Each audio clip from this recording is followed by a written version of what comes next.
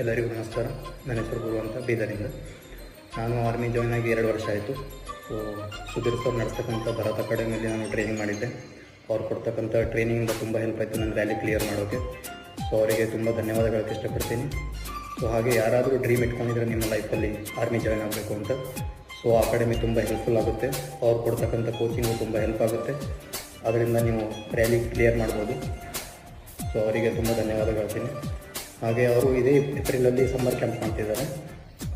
So ಯಾರಾದರೂ ಇಚ್ಛುಕರಿದ್ದರೆ ಆ camp join ಆಗ್ಬೋದು. ಅದರಿಂದ ನಿಮಗೂ ಅಡ್ವೆಂಚರು ಸಿಗುತ್ತೆ.